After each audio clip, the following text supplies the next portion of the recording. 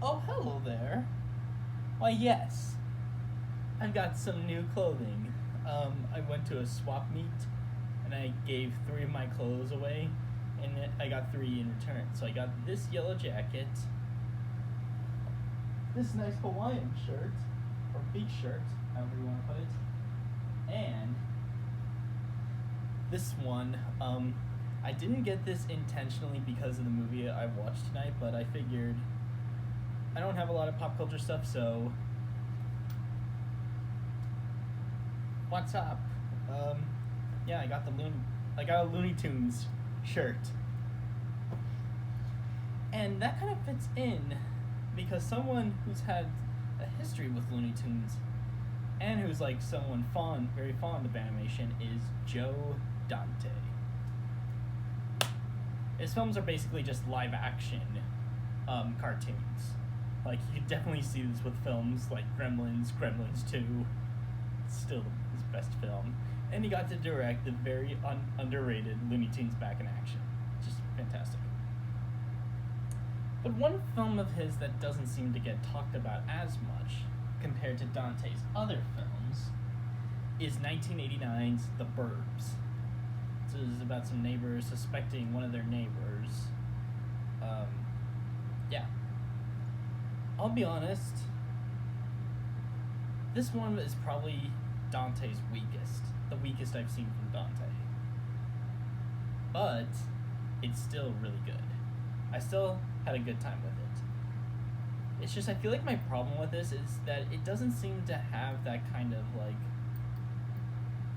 I don't know, I feel like there's a bit too much downtime for me, and not a whole ton of excitement and stuff. Like, some of the things that I really like, Dante's films are very chaotic and stuff, and yes, this film is chaotic, but I feel like it's a little less chaotic. I don't know. I don't really know. It's just, I don't know, I feel like some of that kind of energy from Dante's other films has kind of disappeared in The Burbs. But that doesn't mean the movie is not funny. This movie is pretty funny. Like, there's a lot of great comedic timing with jokes. Like, one of my favorites is when Corey Feldman opens up the door and just breaks a plate by it. I just found myself laughing at that because, like, the timing is just so right. And so many of the interactions are just gold. Like, I heard that this film was, or that this movie was being filmed during a writer's strike. And so they did some, like, improvisation. Like, I feel like so many of, like, the best lines must have been improv'd. Like, especially with Tom Hanks and that one Rick guy, who I thought was Rick Moranis, but someone else. I don't know why, but I kind of gaslit myself thinking that Rick Moranis was in The Burbs. Maybe I must have been thinking of another film. Maybe Little Shop. Who knows?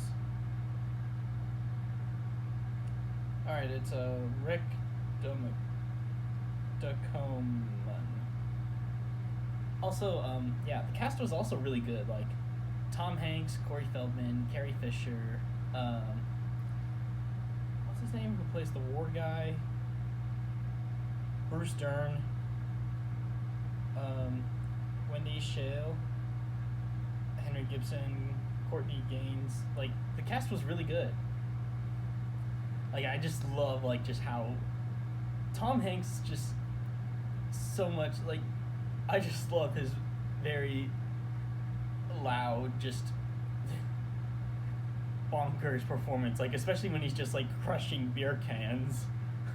It's just so funny to watch.